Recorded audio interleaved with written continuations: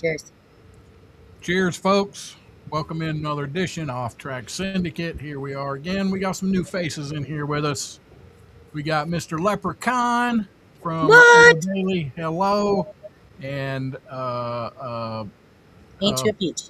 Ain't You a Peach? I That was going one to say guy. Bless Your Heart from Ain't You a Peach. We have Mr. Whiskey Wisdom, old Matt from Gen X. What is the name of your new thing? Gen X Podcast, baby. Gen X Podcast. That's it.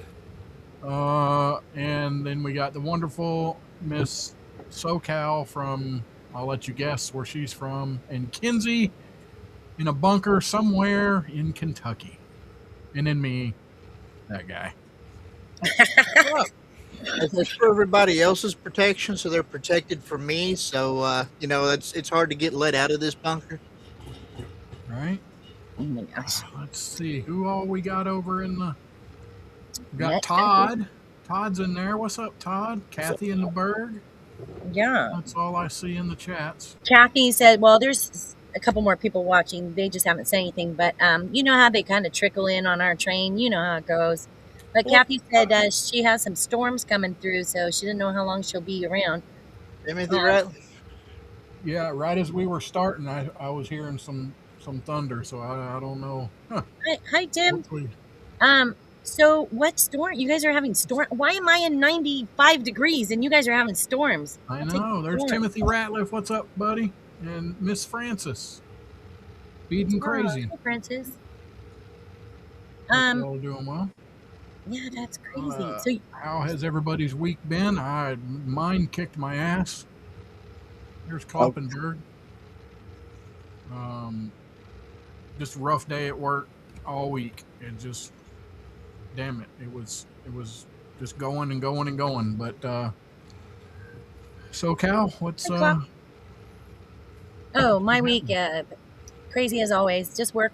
Next week, though. Next week is my birthday, but I am actually working on my birthday, but I'm taking the rest of the week off. So I'm only working Monday and Tuesday, and then I'm going to hopefully, and I say this very lightly, hopefully take the rest of my time that was approved off. But, that's how it worked in Christmas. It did not work that way. So we'll see. I don't know. Lep, how about you? How was your week? Like most weeks, we had a bunch of rain, so I fought rain to keep the grass mowed. But yay, got everything caught up. Finished the hedges yesterday. Just been day in, day out, doing the Daily Hello on YouTube every morning. If you like bad dad jokes, like what do you call a train carrying bubble gum? I don't know. Choo choo. Bingo. There you go. My lottery ticket. Wow. See, there's a man up in my own. Buy a lottery ticket. Kenzie, how about your week? Running behind, playing catch up all week long. It's just that this time around, I managed to get things taken care of and get home at a decent time, so I could get home empty and be ahead of the ball game. And of course, whenever I get empty and on my way home, they go ahead and give me one of the worst loads that there is to pick from to start the week off with tomorrow. So, all right, I got ahead of the game to get screwed. So to be empty getting home, what, they give you laxatives or what? What do you mean? No, it's the whole full colon cleanse. Okay. There's a high There you colonic. go. Oh, that's good. Hey, Scotty. Hey. Hi, Amy. Thank you for stopping by. I wish you could Yeah. hang around, but we Art by appreciate Amy. the like.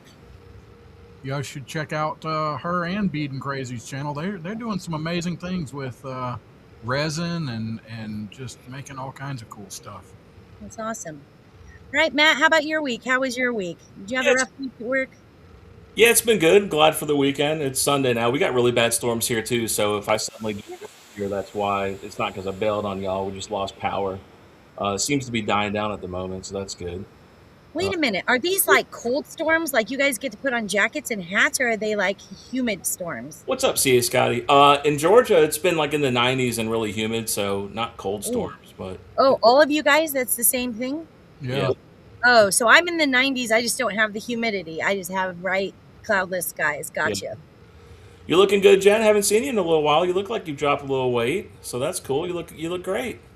Well, thank you so much. I wish that were true. I was doing great. I was losing weight, exercising, and then it all just went away.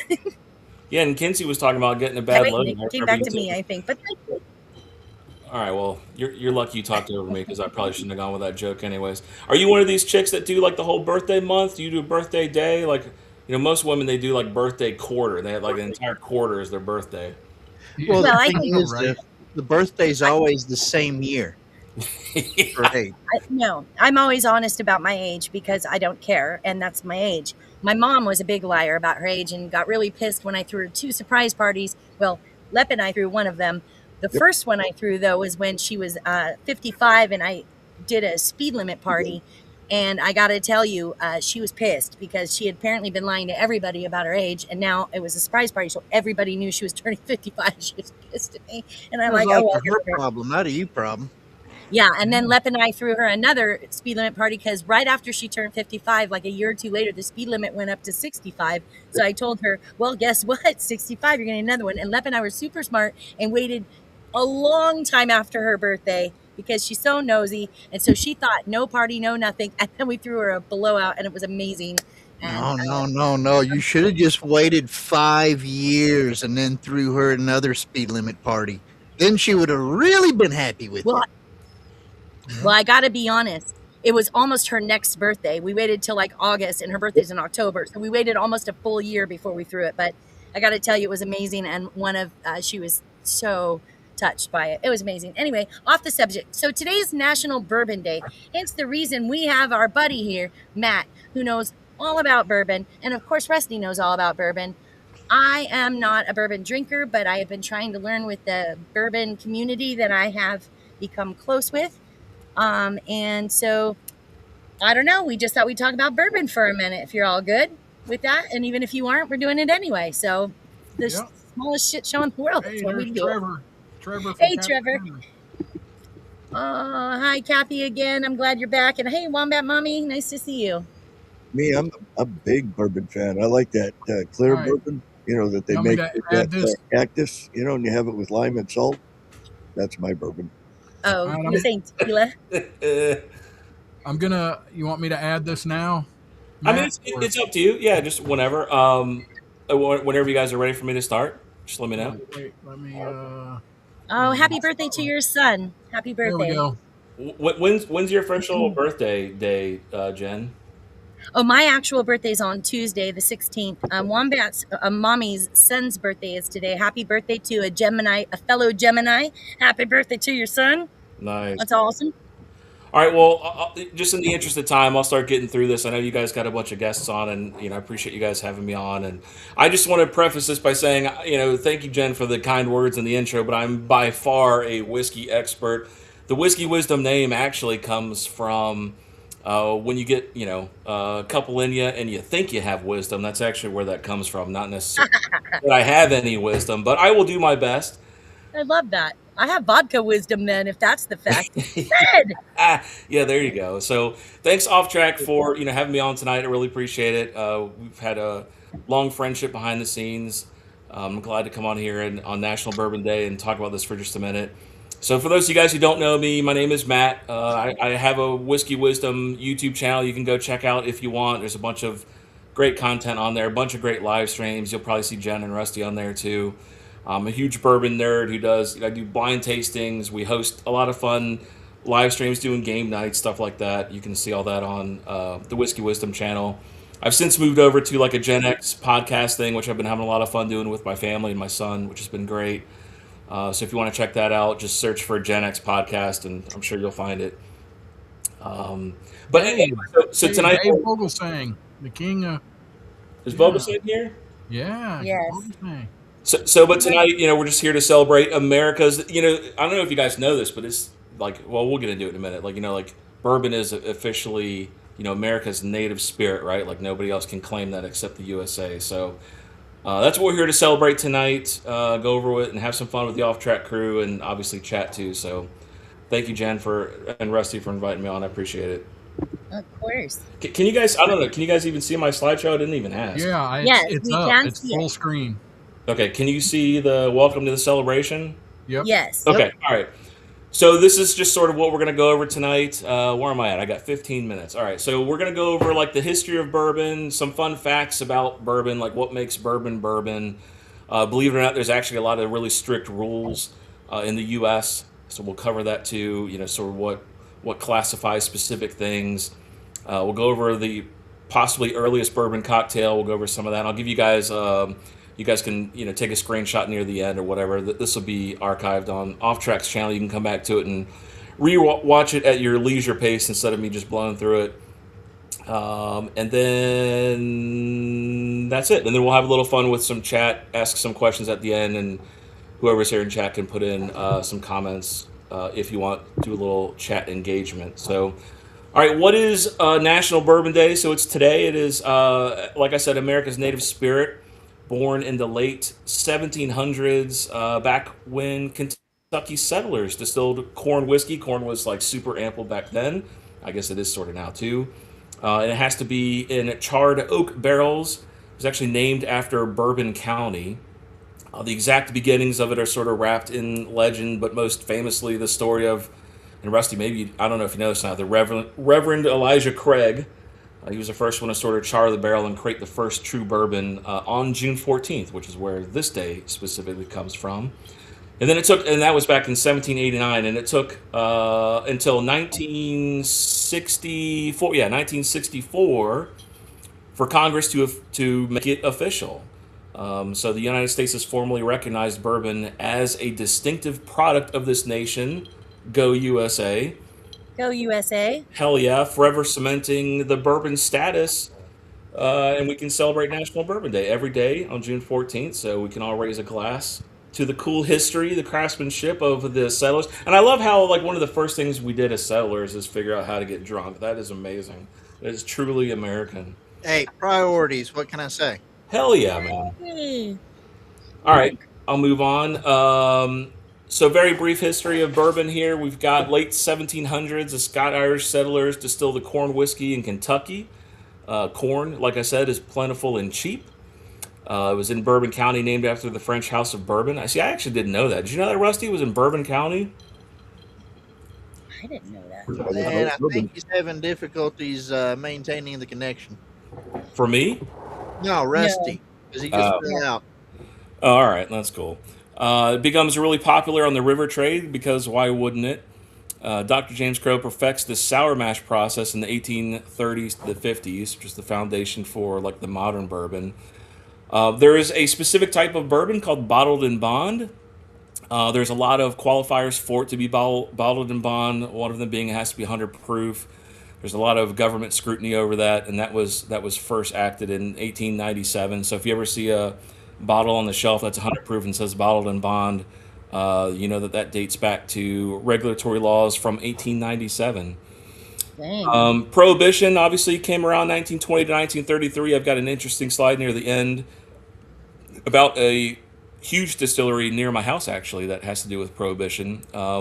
People found loopholes, right, to give out whiskey and bourbon through medical needs, right? It's sort of like my eyes hurt, so I need weed, Judge, right? Yeah, Bing. Hell yeah. Are you telling me And that some, there's illegitimate reasons to smoke weed? That's right. Really not. Listen to me. There's legitimate reasons to do anything, Kinsley. Okay, if you can dream it, we can make it, brother. All right. And then 1964, like we said, Congress declares bourbon America's native spirit, only spirit with this distinction, which is kind of cool. So it's unique to the U.S. Just some quick fun facts about bourbon. This is crazy. There are more barrels of bourbon than people. Okay, that's Shut up. It's insane. Kentucky itself has 7 to 10 million barrels of aging bourbon. 2 barrels per person in just that area alone, which is wild. 95%. Where's ours at? Say what? If they got that many barrels, then where's ours at? They need to share. I know, right? 95% of the world's bourbon on Earth comes from Kentucky. So if you're ever in a blind or ever in some sort of history lesson and they ask you, where is this from? Just say Kentucky. There's a 95% chance you're going to be right. I love that. Yep. America's only native spirit, like we said, by U.S. law, it's got to be U.S. No other country can legally call whiskey bourbon. It is uniquely ours. So I have a question for you regarding the barrels of bourbon. So you're saying there's 10 million barrels of bourbon. So that's being stored. That's not even bottled yet. That's just the barrels of it. Barrel Yeah, aging. those are currently aging. Yeah, so barrels can age from I don't know what a minimum. I mean, technically, I've seen stuff age for 24 hours, which is insane. But yeah, barrels can age up to 30 plus years. It's crazy Yeah, how long they can be Does it 50 around. years, 75 do- years. Yeah. does it make it better the more it's aged, or does it more depend on the blend, I guess, or not the blend, but the type of bourbon that it ages better? I mean, Yeah, I mean that's a great question. A lot of people they look for the age number on a bottle, and they mistakenly think the higher the number, the better it's going to be. Typically, the reason for the price is just because of how long that barrel has like kept storage sitting in a rickhouse somewhere. But uh, what's supposed to happen is the master blenders and master distillers at these distilleries, like once every 6 months, they go and they actually taste from the barrel and they keep copious amounts of notes on the barrel, what they feel their tasting notes were, what the proof is. And then they watch it over time. And if they feel like it's getting worse than the last time they taste it, then they dump the barrel and bottle it because they don't oh, want it to spoil. okay, wait. You just brought up a question then. Shit. You said when they taste it, blah, blah, blah. Hold on. Damn it. I have a couple questions. So, crowd my mind. You said, did you say rick house? What's a rick house? Did you say rick or brick? Rick with an R. So Rick House is just a fancy way of saying where all the barrels are stored. Just like a cord of wood you keep in a rick, it's the same thing. It's just Yeah. a storage of wooden barrels. Oh, shit. I didn't even know that that's where I kept a cord of wood. I just kept it in my backyard. I didn't know it was in a house. You've never heard But of a that's rick of nice to wood? know. Yeah. The other thing I wanted to say, you said, okay, they taste it, and then, oh, that was the question. So, does the proof get higher when it ages, or does that depend on something different? How does the proof? You said when they taste it, they check the proof and stuff. So what makes the proof go higher or lower? Yeah, so that's a great question. It depends on where the rick house is, and it depends on the location for the distillery. So, for example, in Indiana, there is a big distillery called MGP, and they are in a valley where rivers are near their distillery, so the humidity is extremely high. So it's difficult for them to come out with more higher proof bourbons there due to and there's no way I'm going Like to the expansion of the casks or well, something? so you're always dealing with evaporation and absorption. Like the bourbon's absorbing into the wood, it's pulling out the sugars from the wood, and then you've also got evaporation of the alcohol seeping out of the barrels, right? One's called the angel share, that's what the alcohol evaporates into the air, and then one's called the devil's cut, which is the bourbon seeping into the wood. And I don't remember how the science works, but the higher the humidity, the harder it is to pull that proof higher. So typically, distilleries that are in high humidity areas, they're going to pull, like the longer the barrel ages, the lower the proof is going to become. Oh, Now, okay.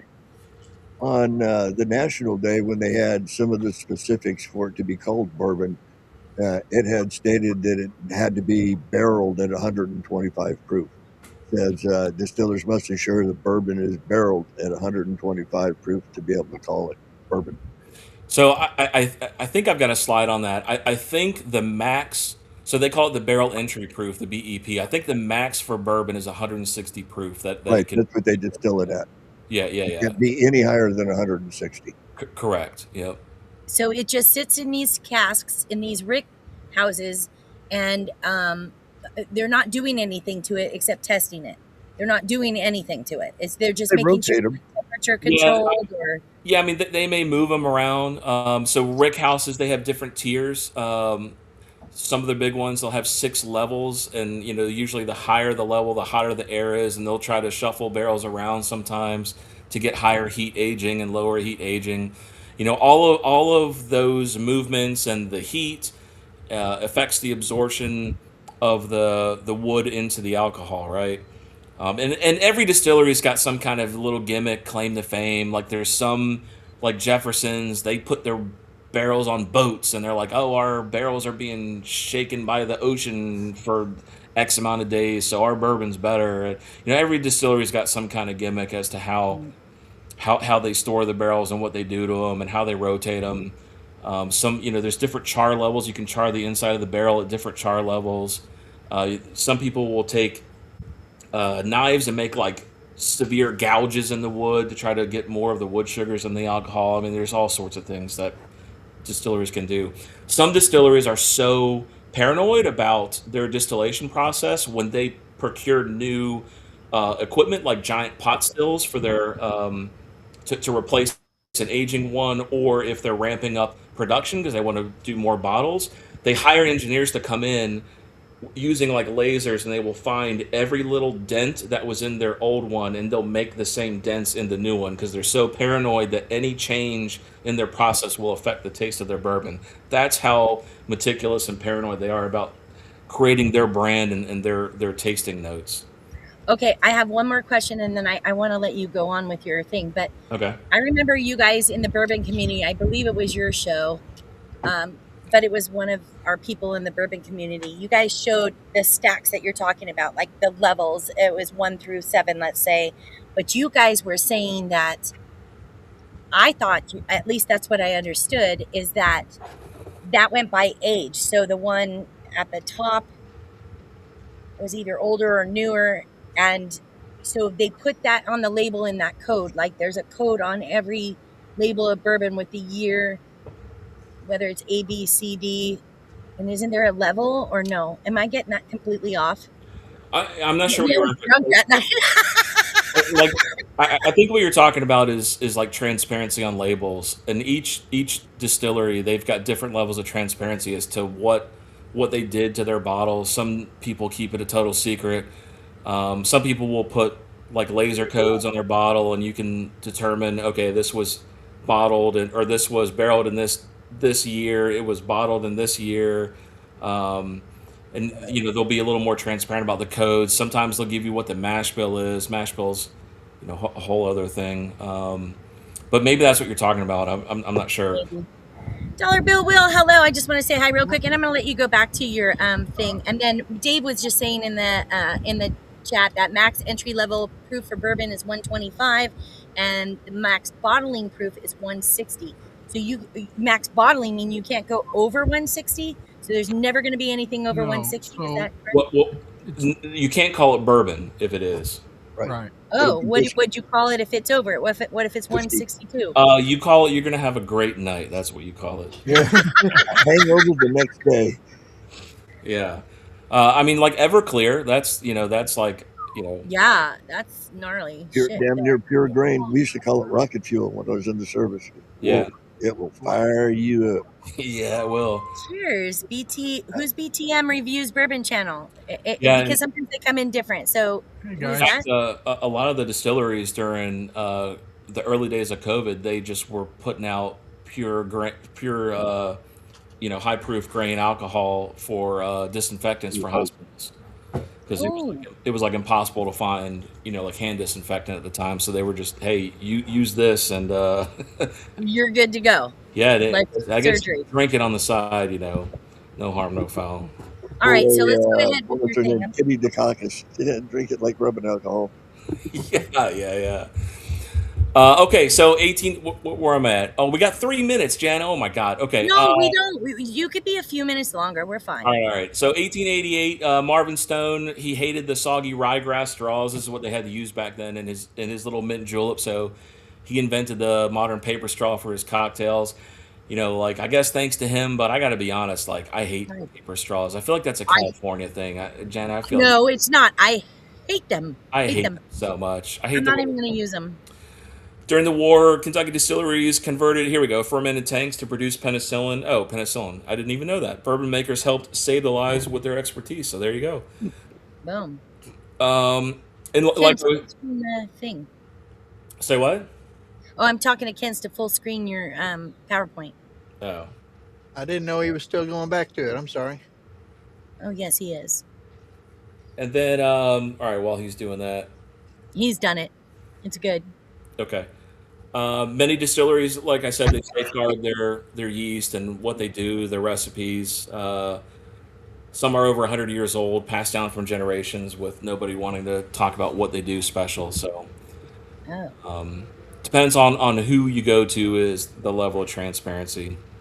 What's the oldest bourbon you've ever had, just for the heck of it? Oh my gosh, the oldest bourbon probably in the 20s, I think. I've got Really?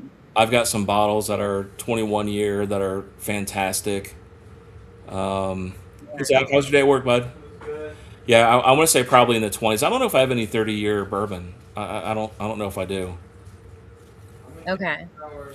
All right, so what makes it a bourbon? These are the legal rules I talked about earlier. It's got to be made in the USA. It's got to be 51% or more corn mash. So when you hear the word mash, there's this is like their recipe for making their bourbon, right? And so 51% of it has to be at least 51% of that recipe has to be corn in order for it to be bourbon. So if it's like 49% corn, can't call it a bourbon. If it's 99% corn, you can still call it a bourbon. It just has to be more than 51% or more. It has to be a new charred oak barrels. You can't have used barrels. They have to be new. They have to be charred. You can't have any additives in it. Some scotches they put additives like coloring and flavoring sweeteners. So any sort of when you go to the store and you see these like Jack Daniel's apple or Jack Daniel's whatever, those are called liqueurs. Those are not technically bourbon. Here's the proof requirement: distilled at no more than 160 proof, bottled at 80 proof or higher. So if it's 79 proof or lower, you can't call it bourbon. Generally between 80 to 100 proof is what you see.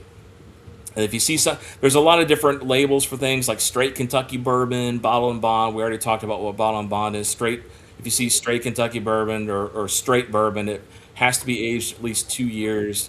There's no minimum basic bourbon, but most are. So, all right, Awesome. those are legal rules for bourbon. If you guys are wanting to get into bourbon, those of you guys who know nothing about it, there Like me? now in this day and age, there is just a mind-blowing amount of bottles. If you go to a good package store, it's hard to figure out where to start. My recommendation would be start with a lower proof bottle, and when I'm done with the presentation, I'll show you some bottles that are cheap and good to start with. Figure out what you like early. Go to a bar, go to a friend. Instead of buying bottles and ask for a shot of something neat and just taste it. If you don't like it, Google what the mash bill is. You've got high wheaters, you've got high rye, you've got high corn. You'll very quickly figure out, oh, every time I have a high rye, I don't like it, or every time I have a high corn, I do like it. And then you'll quickly figure out what type of mash bill fits your palate, and then you can focus. You can start narrowing it down to those types of recipes that you enjoy. Glassware matters. Get yourself some good glass. Don't be drinking this out of solo cups, y'all. Come on, we're old now. We don't need to be throwing some ice in a solo cup. Part of the experience is being able to nose it. Your nose really helps with pulling out flavors. Believe it or not, and that's why when you get a cold, you can't taste as well. So if you get yourself like a good rocks glass, you're able to stick your snout in there and really get the fumes of the alcohol, which will help you taste it. Is the glass of the bottle that it's in to begin with good enough? You know what? It depends on the type of day you've had, Kenzie, because if you come out of work on a Friday with a million issues, I don't care what kind of glassware it's in. So there you go. And And so, don't over. Go ahead, Jen. no, I was just going to say, and so you're supposed to drink it out of a Glen, which I learned from the bourbon community. Yes, well, okay, so this kind of segues into don't overthink it. Don't listen to me. Don't listen to anybody. Do what you want to do. If you want to drink it out of a solo cup, go ahead. I'm just telling you, I don't like it that way. You might. Don't fall into some bourbon snob telling you don't do that. Do it the way you want to do it. But yeah, so Glencairn's. This is what a Glencairn looks like. I don't know if you can see this. Am I? I Yeah, we don't can see tend it. to We got it appreciate highlighted. anything with caring in the name. I was just going to say that. Like, so is that like a kind of a bitchy glass? I mean, is that what we're doing here? So, yeah. So this is supposed to be patented to where, you pour the bourbon a little bit in here, and it's supposed to hyper focus the fumes, into your nose. That's the point of the shape of this. So Gotcha. you can pour the bourbon in there and let it air out for a while and get a good nose on it. It's kind of fun to just smell and figure out what does this smell like. Um, and then you taste it and overjoy. But again, like on my presentation here, don't overthink it. Don't listen to me. Do what you want to do. But yes, Glencairn is probably one of the most common whiskey classes, Jen. Okay, gotcha. All All right, right. Kinky, if you want to pull the slideshow back up. So great beginner bourbons to try. Here's some ones you can find pretty cheap. There was a point in time where Buffalo Trace was very hard to find. I feel like Buffalo Trace is pretty easy to find now. Woodford Reserve, Wild Turkey 101, Maker's Mark. Wild Turkey 101, these are, or excuse me, Maker's Mark, that's a good wheated bourbon if you want to try a wheated bourbon. Elijah Craig, if you like nutty notes, maybe try like an Elijah Craig. Four Roses is pretty cheap.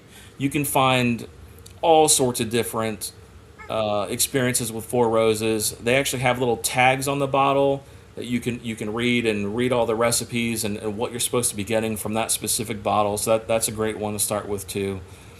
All of these bottles are pretty cheap. You're not going to break the bank if you hate it. And worst case, you can do two things with a bottle if you hate it. One, you can classify it as guest whiskey, which is what some Ah, people do. yes, Number two, just make a cocktail with it. Make a cocktail with it. true. That's true.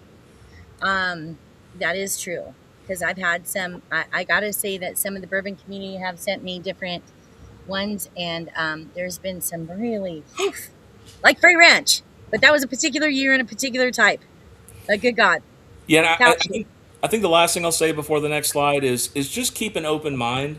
And I'll say one more thing too. Just because you hate one thing, don't forever shut out that category because there may be something hidden in there that you might enjoy. So, like let's say that you've decided you hate rye. Like I don't like rye at all. If somebody offers you a new rye, have a little Mhm. sip of it. You may get surprised and be like, you know what, I actually like this rye, and then you can start researching like why do I, what is it about this that I like better, and you may discover something new. So just keep an open mind. So when you're saying wheated, that's based on the wheat, and rye is based on the rye flavor. Barley, is there a Well, barley? so it goes back to like the mash bill, like the recipe. So the wheaters, they've got higher wheat in the recipe. So you may see something that's like 51 corn, like, I don't know, 40 wheat or something, and like 10 malted barley, right? So it's like a very high wheat in the mash bill. Okay. Your wheaters are usually, it depends on how it ages, but some of them are very bready. I mean, it really tastes like wheat, and some of them are really sweet. It just depends on what you get. Maker's Mark is probably the most popular wheater that I know of, and I Gotcha. bet a lot of people probably have had Maker's Mark and didn't even know it was a wheated bourbon. Tim Ratliff says the Bourbon Factory tours are great if you want to see the production of bourbon. I visited Jim Beam Distillery in Louisville. They gave samples of their bourbon candies. Oh, there you go. That's cool.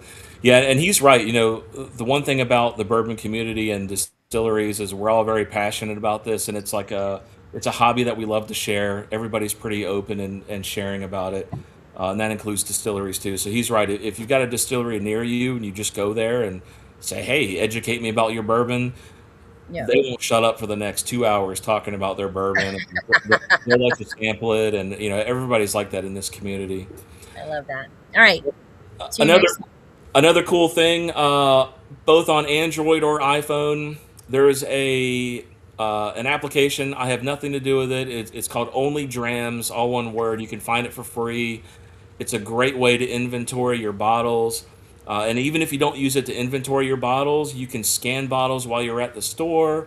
It will give you reviews from people that are bourbon enthusiasts. It'll give you what price you should be paying for that bottle. So if you see a bottle on the shelf that's $100 and you scan it and they say, yeah, you should probably be paying around 40, then you're getting ripped off by $50, and you can make that decision if you want to pay that extra money or look for another place. Anyway, so check it out. It's called Only Drams. I've got all of my bottles behind me that are inventoried. You can find us at Whiskey Wisdom with no space on Only Drams if you want to go through our inventory. So Awesome. there you go. If you're looking for some stuff, I think I put some more trials on here. We already talked about Buffalo Trace and Elijah Craig makers. Wild Turkey 101. Old Forester 1910. I added that on here. You're probably looking at like 50 to 55 bucks for an Old Forester 1910. I think that is a fantastic beginner bottle. It's very sweet. I almost would consider it like a dessert bourbon. It's incredible. A step up from that, so where you sort of want to go on your bourbon journey after that is a lot of people will do single barrel picks. So there are instances where you might find a single barrel pick of a bottle that you like, right? So let's say that you like Woodford Reserve Double Oaked. Some stores may go and buy an entire barrel of that and have their own unique bottle of that. So that's something cool you can look out for at stores as well. Okay, quick question about single barrel. Why is it called single barrel? Aren't they all in a barrel by themselves? Yeah, they are, but in order to mass produce and give out to um, the community better, a lot of distilleries that will take like Wild Turkey 101, they'll water it down to 101 proof, so it may come out at I don't know 120 proof, and they'll water it down so they get more bottles out of it. They'll also blend a bunch of barrels together, and so they can't call those single barrels because they're technically blends of other barrels. Gotcha. So if you see single barrel on there, you know that there's nothing blended in it. It is direct from an actual barrel, a single barrel. From beginning to end. Right. Gotcha. Exactly. All right. So my gosh, learned so much. Okay, so fun ways to celebrate National Bourbon Day. Tell us. So I mean, we've already talked about this. Just pour and reflect. Just start somewhere. Just go find a bottle. Go to a bar. Go to a friend. Just try something. You may hate it. You may like it. Host tasting games or have game nights. We used to do that all the time. Have a lot of fun. Get into cocktails. Go find a cocktail you like. Old fashions are super easy to make. I'll show you how to make one in just a second. It's a great way to support American makers. This is all USA stuff. If you're buying bourbon, like we talked about, it's unique to the United States. And join a community. Get in a text group. Get on a Discord server. Find people that are passionate about it and share your experiences. Talk to them about what you like, what you don't like. Like I said, I mean, all of us are very talkative and love sharing what we've learned and mistakes we've made. And I mean, I could sit here for 2 hours telling you about a million mistakes I made getting into this. Yeah. And we're all happy to share that wisdom. And Jen just blindly joined one of our shows, and I think you got to experience just how passionate we are about this. Mm-hmm. Well, she's never been that good of a judge of character. I mean, she hangs around with us. That's true. That's true.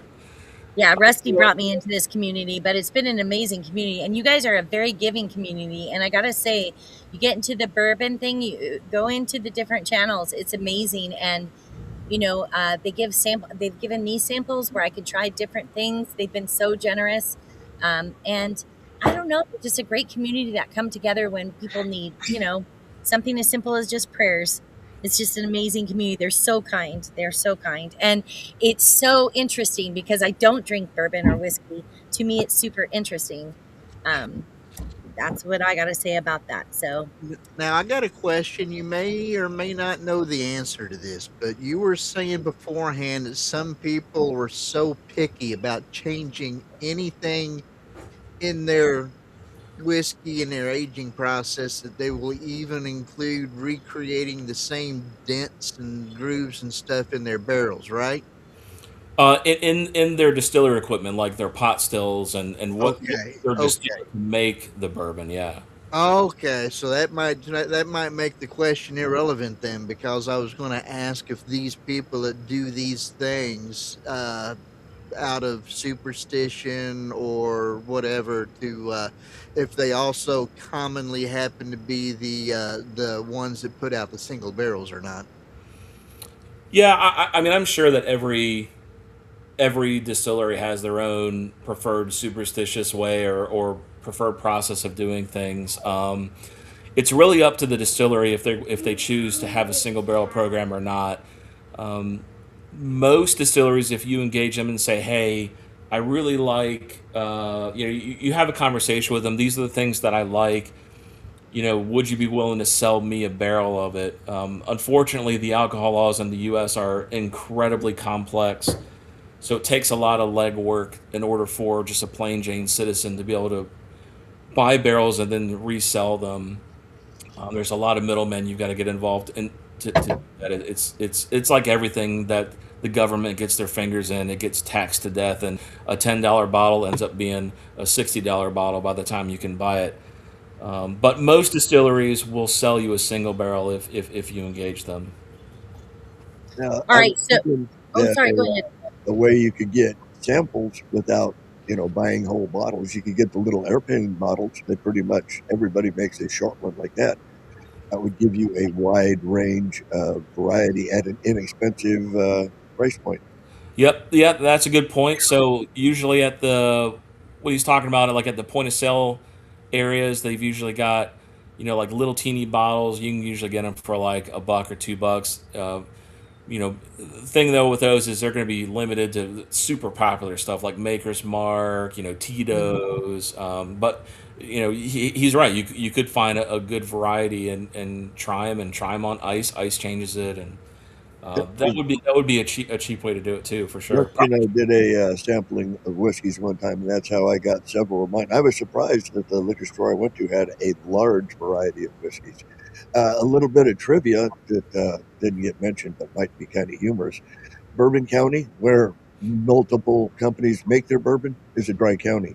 You can make it there, but you can't buy it there. Oh, damn. Yeah, isn't that crazy? There's a lot of That places is like crazy. that. Yeah. And it's also interesting too, like in Kentucky, where a majority of the stuff is made. I've got friends who literally live in Kentucky and they can't find their local bourbons, and I find them just sitting on the shelf here in Georgia. And they're like, I literally live where it's made and can't find it. So It's okay, Rusty. We know you're having trouble with internet. I didn't want to interrupt, but yeah, Rusty's been having trouble with internet due to the weather and stuff. So it's all good, bro. It's all good. all right, real quick, I just got 3 Yeah. slides, and then I'll shut up. Okay. I'll stop asking questions. No, So no, no, I'll, no, no, no, no, you're fine. I'm just trying to be respectful of y'all's time. All right, so we briefly talked about this. I'll just go over this real quick. So, during Prohibition, if you went and got a prescription from a doctor, that was how you were able to get alcohol. There's actually a distillery near me called Remedy Distillery, and that's their big, their little niche. They actually have on the wall framed a bunch of like really old prescriptions from the 1800s to get whiskey. It's kind of neat to see those. But anyways, I thought that was a fun loophole. yeah. I wanted to have a card on here just for your audience. I'll just leave it here. I'm not going to go over it. This is probably one of the easiest cocktails to make. If you're a grown man, you should have this memorized and know how to make it. It's Or a woman. Or a woman. well, usually we're trying to woo the women, Jen. Come on, we got to be grown adult. yeah, we got to be sophisticated, and I'll leave it here so you guys can screenshot it. Super easy recipe. Every man or woman should know how to make an old fashioned. So there you go. Y'all can pause it and look at that. And then I just had this here in the thing. I don't know how many people are here, but if y'all in the comments really help promote the YouTube algorithm. So the more you guys chat, the more their stream will get promoted. So maybe you guys can put in chat what your go-to bourbon is, or what you fell in love with. Are you new to bourbon? Are you interested in it?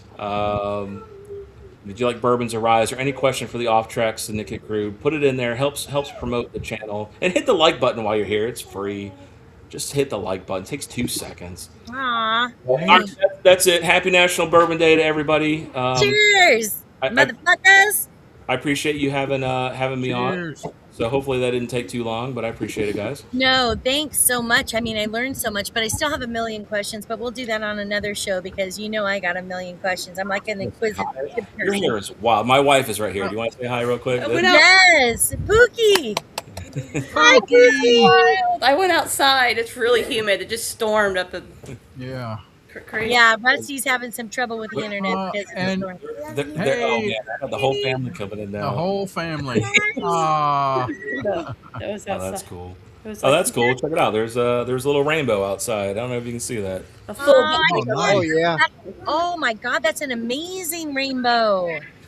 Yeah. All right. Anyways, I know you guys have other guests. I'll shut up, and I appreciate you having me on. Do you guys want me to hang out or bail out of here? What do you guys want me to No, do? No, hang you out. can hang Hang out if out you if you want. want.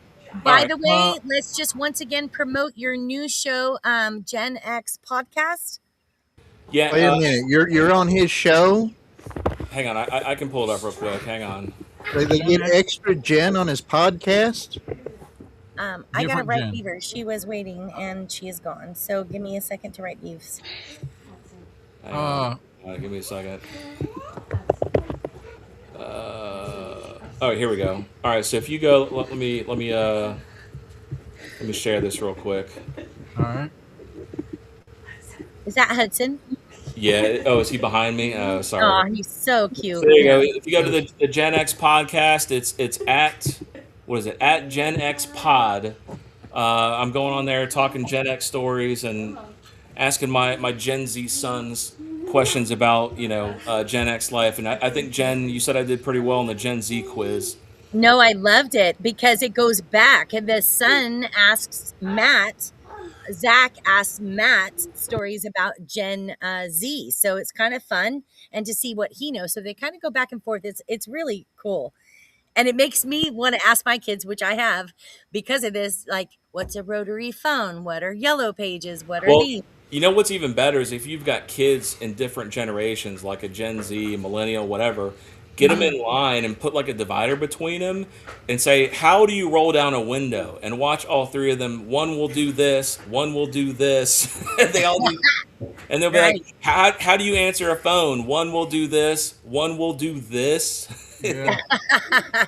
How do you take a picture? One will do this, one will do this. It's Yes. crazy to like see the differences. So I love that. Yeah. All right. So hang out with us if you want. We had Beaver on, but she disappeared. So well, I Kinsey, mean, you can see behind me. I got plenty of bottles to hang out and chill with you guys with, so I'll hang out. It's fine. definitely. Kinsey, would you mind sending her a link Yeah. again just in case? Yeah. Plus, on top of that, we're kind of overdue for a Warhorse break anyway Oh, because we're let's already do that. halfway through. Let's So, do that while we're waiting for her. Sounds All good. right. Did you know that the healing power of nature and connection can change lives? At Warhorse Legacy Foundation, located in the heart of the Ozarks, we're helping veterans and their families rediscover wellness, purpose, and community, one step, one ride, and one moment at a time. Founded in 2018 by 3 extraordinary women, Warhorse Legacy was born from a shared passion for serving veterans and their families, combined with a lifelong love of horses. Together, they transformed this vision into reality, creating Warhorse Ranch, a sanctuary dedicated to healing through horsemanship, outdoor recreation, and cutting-edge wellness treatments. Here at Warhorse Legacy Foundation, we offer a wide range of programs designed to meet the unique needs of our veterans. Our horsemanship classes, guided by the Certified Horsemanship Association, help participants build confidence and connection while fostering emotional and physical strength. And that's just the beginning. We also offer on-site complementary wellness treatments, including a hyperbaric oxygen chamber to promote recovery and healing, and the Biocharger NGTM, a state-of-the-art energy revitalization system designed to enhance focus, sleep, and overall performance. These therapies complement our equine and recreational activities, ensuring a holistic approach to wellness. At Warhorse Legacy, everything we do is provided free of charge to veterans and their families. Why? Because we believe in giving back to those who've given so much. And when you support Warhorse Legacy, you can give with confidence. Recognized as a 4-star charity by Charity Navigator, your donation directly helps us make a meaningful difference in the lives of those who have served. So, whether you're a veteran in need, a supporter looking to give back, or simply someone who wants to learn more, we invite you to visit warhorselegacy.org today. Together we can foster wellness, forge connections, and create lasting change. Warhorse Legacy Foundation, healing hearts, building strength, and honoring service one ride at a time. And there we have it.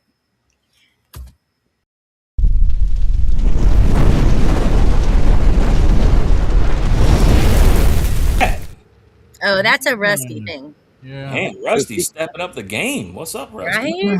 Yeah. So, folks, please, you can give with confidence, like you said, with the Charity Navigator. You can look; they're the big charity watchdog, and to get a 4-star rating from them is not easy. They have to open up all their books, and they have to go jump through a bunch of hoops and do all that. So, every dollar you give goes to helping where it needs help. So if you can, go to warhorselegacy.org and give them a couple of bucks, and $2, $2. If we could get everybody to give $2, they'd be in good shape. But, Especially $2 a month, like reoccurring, $2 a month. Sure. Yeah. But anyway, visit warhorselegacy.org, warhorselegacy.org. Offtrack Syndicate, bitches.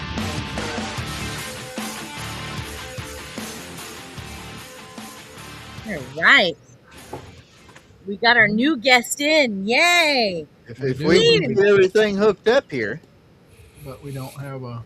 The Beebs. She just has to put her camera on, and she has to unmute.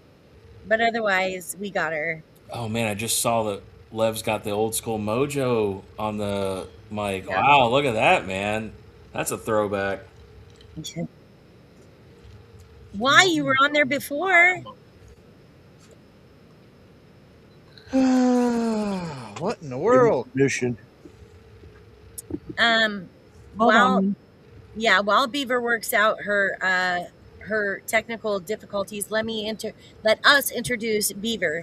Beaver does a show.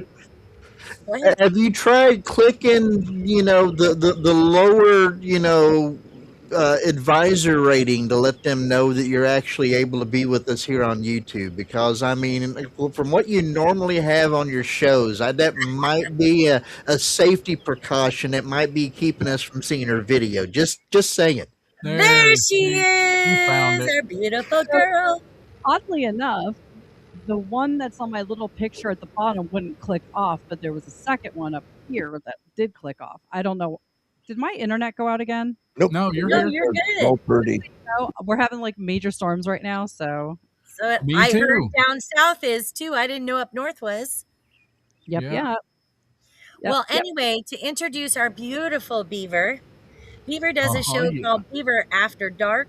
It's very naughty. It's definitely not for the young or for the old. or for Or the for faint of anybody. heart.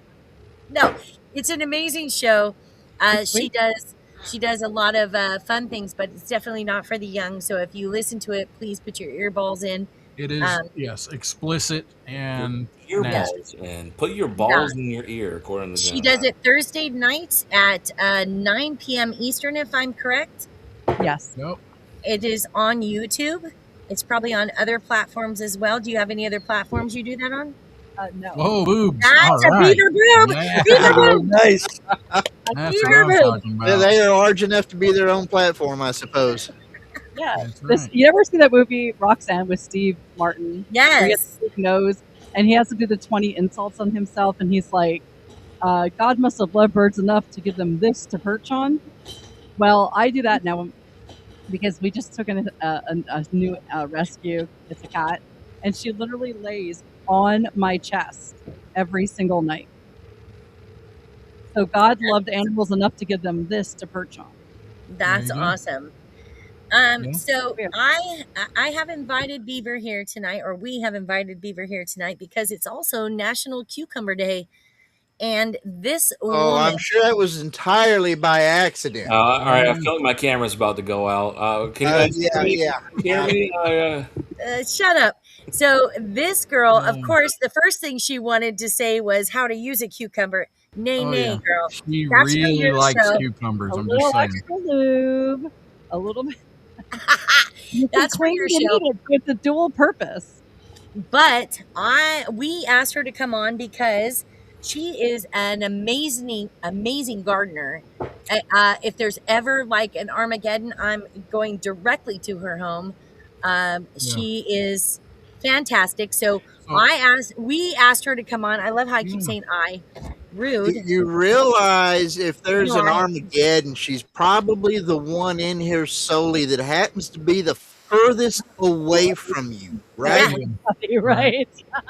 But I'm But, gonna go get myself a Forerunner or Beaver, a Subaru. so well, I want Beaver to look at Matt. Look at all right, you see his background? Yep. He might have a few bottles, but Matt, your background, her background, or her basement looks like your background, except But it's with all food. food. But with cucumbers, No, but with food. Yes, with but food. like with like black cucumbers and I don't know if peach I can ones back and Yes. So Rusty, if you and had to pick one, cucumbers with suction cups on them. Yes. if I you had don't to pick one, her Yeah. basement or his background for Armageddon, which one is it? I'm definitely going to Matt's. I would just Okay, like to let point Beaver speak. out that not only do I have over 1,000 jars of prepared food, but I also have I have a whole section of just alcohol. So And you're not worried about like botulism or something No. not jarring correctly, and you go and you eat it and you start tripping balls. You're not worried about that. Oh, she's skilled enough. I pressure can almost everything, so it gets to a certain temperature, it would kill anything inside the jar. And You she just doesn't have let to me be send pretty any ingredients. So most jars. Now this is just a jar of white feathers of my dad, but actually I can't have this on. I have like a weird Well, background and I We can't saw see it a any- little bit when you put it towards your body. Yeah, okay. So the jar. Now you always store your jars without this ring. I'm taking this stupid thing off. Hold on. No. It literally is working. Is it? Okay. Yeah. You store It's your working. jars without the ring. Yes, because You seal I them gotta first. take it off. How do you do this? How do I take that stupid background off? You just go to settings and turn off your background. Virtual background. You hold down Alt and hit F4. Don't do it. Don't listen to him. Okay. like a blue I waffle. don't know how to take it off. But anyway, so when you're canning, you would always take this off because if your seal gives and you go to pick up the jar, you won't be able to hold it by the lid. So then you know it's not a good seal anymore. Also, Oh. you'll hear this. Yeah, but the seal. Oh, go ahead. Sorry, go ahead. So if this jar wasn't sealed, which I don't know why it did, but when I would go to pick up the jar, the seal would automatically fail. It will never reseal itself. But Right. if the seal fails and the ring is on, it could actually reseal, which means now it opened up and bacteria could have gotten inside the jar. So you always store your jars without this on. And I've lost jars. I've actually lost jars of food because even though they sealed and I could hold them up by the ring and they were good, it's still at some point the seal gave way in the basement Wow. because I store everything in temperatures of like 50 degrees or below. Yeah, but it's not like you won't. It's not like you wouldn't know. As soon as you opened the jar, it would You would smell. Yeah, There it would will be. smell. Yeah. Trust me, it Oh, will clearly smell. you've never seen a McDonald's quarter pounder that fell under your car seat for 6 months because they don't smell that deep. Oh, Well, I mean that McDonald's burger looks the same decades. That's what I'm saying. They're also full of a lot of preservatives, which I don't put in my food. I grow most of my own stuff, so But it's what are you doing to kill the bacteria that's already in it? well, you pressure can it. So you're What you're does pressure? What preparing- does that mean? so Bring it up to pressure 160 canning is, degrees and kills have all you germs. ever used a what are those? So basically, what you're doing is you're using water and steam to create pressure that brings the temperature up with inside the jar, and then you have a weight that you actually have to put on the canner so that it builds all that pressure inside the jar. It takes the temperature above like 270 or something like that. Which Yeah, no, it's up above 300, and you have to hold it at that temperature for an hour. Yeah, you got two different things at work. You got the temperature inside of the pressure canner that's going to kill anything that could be growies or anything anyway. And then also all of that stuff steams up, including inside of the jar, so that by the time it cools off and everything goes to contract, the lid on the top makes seal and keeps anything else, including the air that's no longer there because what was inside the jar is steamed up. The air can't even get back in now. Got it. And the glass is able to withstand 300-degree Fahrenheit? Oh yeah. As Actually, long as you do it slowly. so yeah, so pressure canning at 15 psi, which is per square pressure per square inch, is 250 degrees. So it is only 250. I thought it was like 200 something. That's what this is saying. Yeah, but you only need 180 to kill any kind of bacteria or anything in there. So Yeah, yeah. So you're killing everything in it, and you when you're canning, you're like I scrub everything in my kitchen down the day right before I'm going to can. So cabinets, floors, countertops, everything gets scrubbed down. And then, when you're canning, it's always hot, hot, hot. So if you're using hot food, you have hot jars and a hot canner.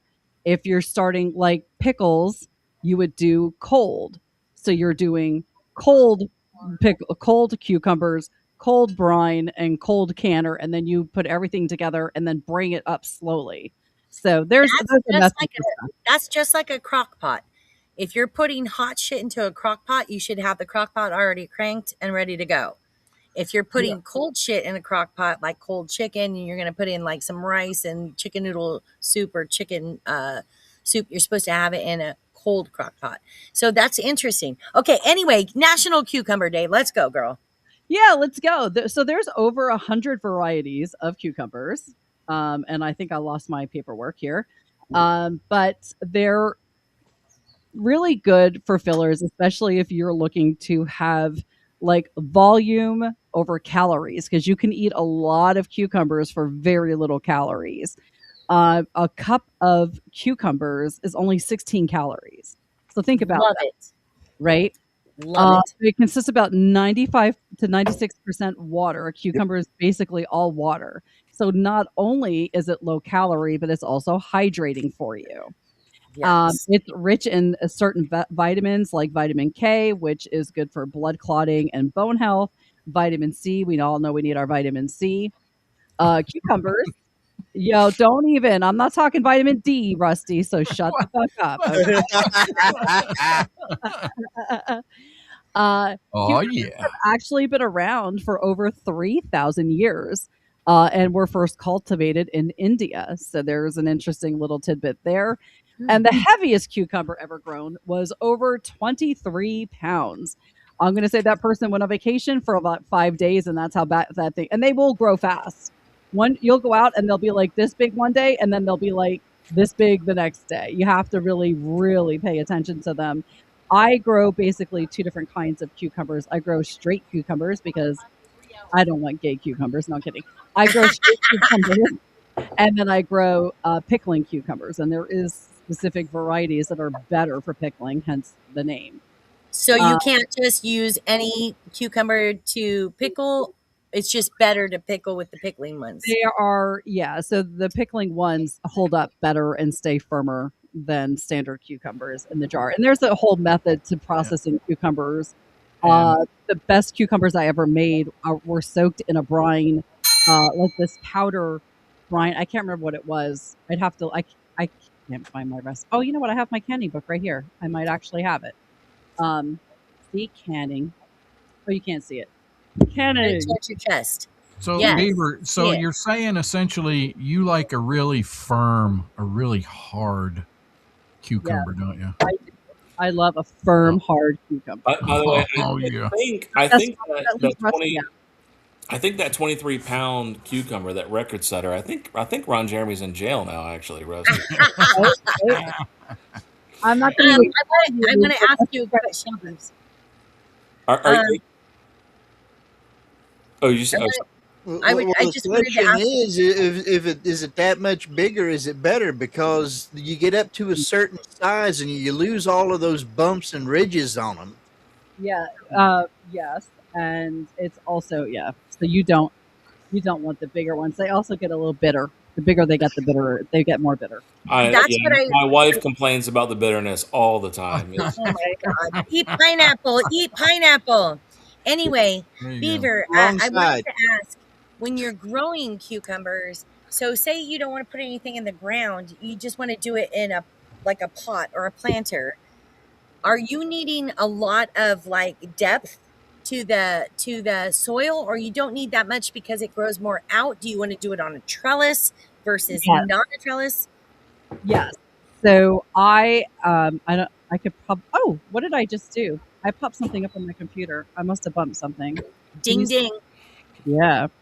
So basically, Jen is asking, do you like it to go deep or do you like it spread out? It doesn't need to have a deep soil because it does grow up like a vine, so it can grow in a small amount of soil. I actually have this year. I'm doing something different because I've been trying to grow them on like an arch trellis.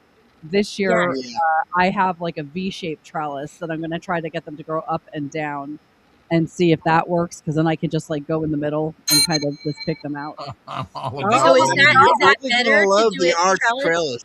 Yeah, I think Rusty's goes up and down. Yeah, you too. do have to trellis them. I don't know. No, you can't really see it in that. I like to go right in the middle of the V, you know. Yeah, you're gonna love the arch trellis because you just walk through and you're just surrounded. You can just grab all of it. She has gotten no more than 2 sentences into her. Right. This is such a shit show. Shut the fuck up so I can hear what the fuck she's saying. Wait, hang on. I got one more question. Are you wildly offended at the Kool-Aid trend going on right now of the pickle and pineapple trend? Who gives a shit? I don't get offended by anything except Rusty's hat. Right? There you go. Wow. Yeah, I love it. Where's the ding on that? I didn't hear a ding on that one. Jeez. Rusty's hat? Apparently, it wasn't funny enough for him. I guess not. Okay, so is it better on a trellis? But Yes, you can absolutely should trellis them because you don't want them. Really? So the reason that you want to trellis vines is because if they grow along the ground, and that goes for anything: spaghetti squash, zucchini, yellow squash, anything that's like goes viney. You want to trellis it because as it grows along the ground, you will get more insects. So you're going to get more squash bugs. You're going to get more cucumber beetles. Cucumber beetles are my nemesis. I literally kill like 100 a day. They're ridiculous. Yeah. Are they small, large? Oh yeah, they're little. They look like almost like ladybugs, but they're yellow and black. Mm. And people like just get ladybugs and they'll kill them. Guess what? If you put a bunch of ladybugs in your garden, they're going to fly away. They're not going to just hang out and kill cucumber beetles. Diatomaceous earth is the one thing that you have to kind of spread it on your plant and hope it doesn't rain for a couple of days. But it will totally destroy cucumber beetle. Can't you just put like netting around it or something? Keep the bugs out? Well, you need bugs to get in there because you need them to pollinate. So, I mean, Really? I rape my flowers. I take a male flower and I start raping all the lady flowers on my Oh my plant God. because I want to make sure they get pollinated. Wow. Hey, oh my God, that's literally how every female romance novel goes, Jen. That's There's so a bee. rude, There's a Beaver. bee on Kinsey's camera. I just grab a male flower and I go around and I start raping all the female flowers. No, that's horrifying. That's amazing. Okay. She's got a cucumber BDSM channel. Well, I do it with all of them, right? I do it with all of my plants. It's just like my flock of chickens and stuff. You know, one or two good cocks is all you need for the whole flock. She plays cucumber god like she's fucking Guy Fieri, and you're pregnant, and you're pregnant. You all fucking need Jesus. All of you need Jesus. I do it with the yellow squash and zucchini too, and the spaghetti squash. Okay, so I grew in my little tiny. It's like a long, elongated, small, thin thing. I grew some cucumbers. I think it was called lemon cucumber. I'm pretty sure. I love lemon cucumbers. Oh my God, I got one. Now, mind you, I didn't do it in a trellis, so it did go on the ground. Didn't see any bugs, but it went on the ground, and I was mostly worried about the heat because we get a lot of heat in California. I was worried about the ground being too hot, but I got to tell you, that was one of the best mind-blowing cucumber in my life. They're adorable because they look like little lemons, small. like striped lemons, and they're good. They taste like a lemon. When you're eating it, you can taste the citrus in it. It's amazing. I grew I grew a bunch of them one year, and they were really good. Now mine Yeah. didn't come out like that. Mine came more elongated. It was definitely looked like a cucumber, but it was yellow. But it was yellow. But it was so good. I actually started saving seeds from all my plants just to see if I can regrow. In fact, all of my pepper plants this year and all of my spaghetti squash and my cucumbers and my zucchini and yellow squash are all repropagated seeds from previous years. I was going to say, whenever you're dealing with squash and cucumbers and stuff, if you're doing a trellis, don't you get better shape and less of the yellow spots and stuff on there because they're hanging and not sitting on the ground? Yep, absolutely. Yeah, because if they're sitting in the rain stuff, like I actually grow cantaloupe also, and I have these little plastic things that stick in the ground. Once you see a cantaloupe growing, you put it underneath and it holds it up so it doesn't get that weird, gross dirt all over the background. I thought you were supposed to get them little cases that the two-sided you put together so that it grows into the shape of the container. You could have a face. Is there literally a roach crawling across Kinsey's camera? It's a bee. I seen it fly in. It's been flying in and out. Okay. I can't believe he's just like sitting there letting it fly around him. I'd be freaking out. Bees freak me out. Yeah, well, whatever. So cucumbers are really a well, they are a fruit, and I actually had something about that. Cucumbers are technically both. Basically, botanically, they are fruit because they develop flower. They develop from the flower of the cucumber and contain seeds. But culinarily, they are vegetables because they have no sweet flavor profile and are served in savory dishes like pickles, as well as the other glorious. The family Cucurbitaceae. Yeah. Hey, there's Eep Jen. Hey, Eep Jen. I didn't know they were both. What if you plant beaver? What if you plant them in a matter daddy? You can't plant beaver. In a matter daddy? What? Yeah. Then what do they become? I don't even know what you're saying. Matter daddy? Yeah, if you plant them in a matter daddy, what do they become? I don't even know what a matter daddy is. When it ain't happy, I guess. You were supposed to say, "What's the matter, Daddy?" Wah, wah, wah. Thank you, love. That's awesome. You were trying to get me to say something weird. I was trying, but it didn't work. No, it didn't. Beaver's on to you. Yeah. If I was retarded like Rusty. Well, I mean, most people just ask the question. You were so articulate with your question. You were like, "I'm not even sure what this thing is that you speak of." It's like, what the hell? How am I supposed to turn that into a joke? Jesus. Because I am not the brunt of your joke, jerk. That's so funny. Jen, what I don't know who that is. Is that cucumbers are actually part of the same family as pumpkin, squash, and watermelon. That's how I know. Huh. Okay. I didn't know that. Because of the water content? Yes, I would believe so. It just says that they're qualified. So is a pumpkin also both a fruit and vegetable? Yes.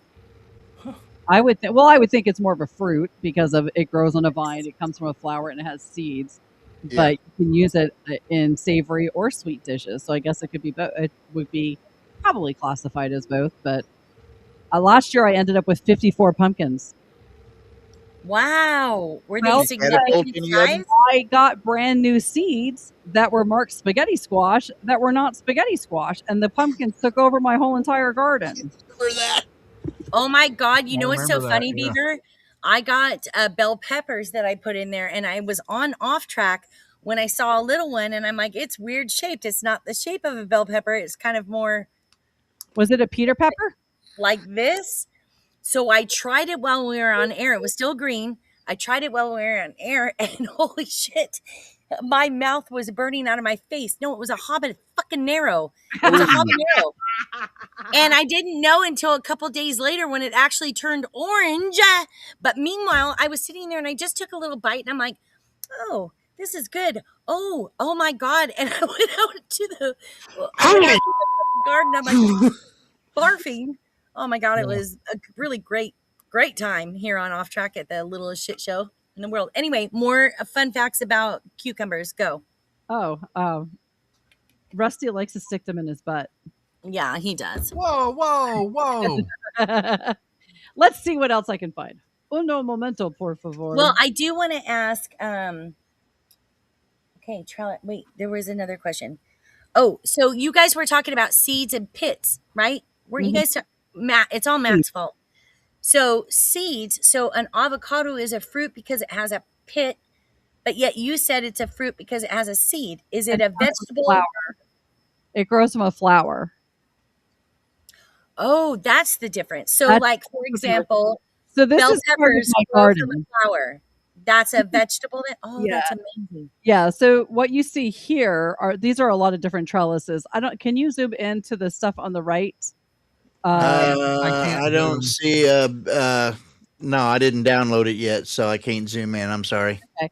So what you're looking at is on the left-hand side of the screen, like if you're looking at it, those are all tomatoes.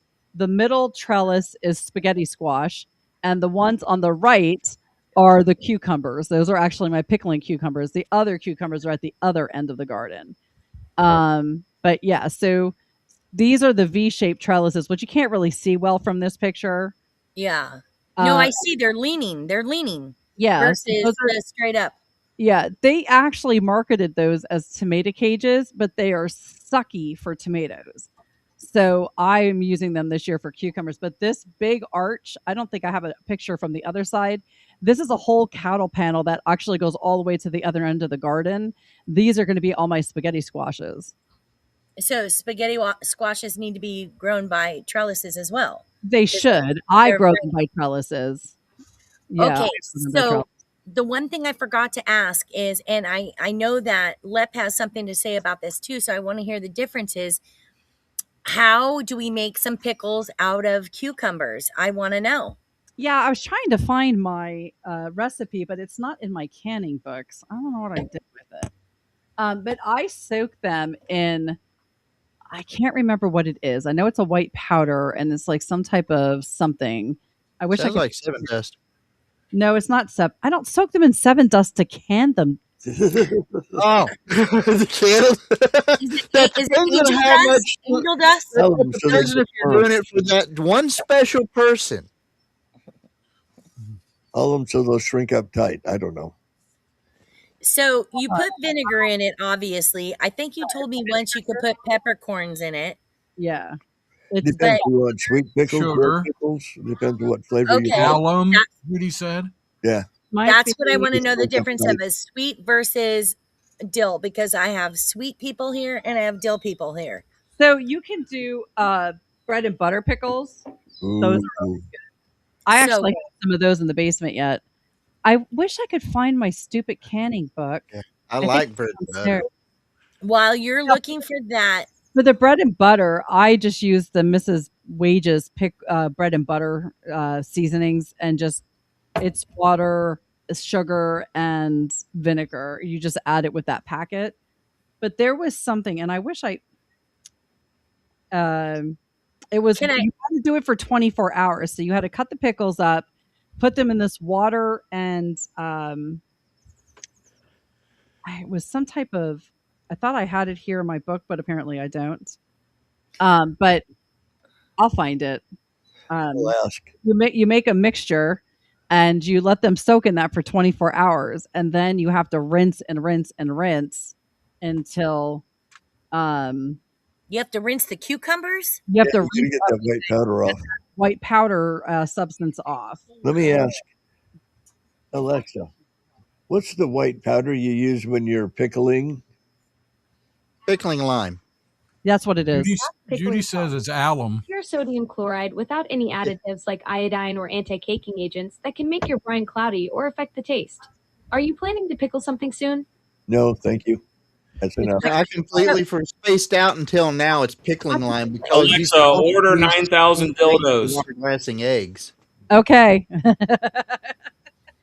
Let me ask you something. Is it bad to take say I buy a gigantic thing of sliced dill pickles at Sam's Club, and I throw in some cucumbers in that pickling juice.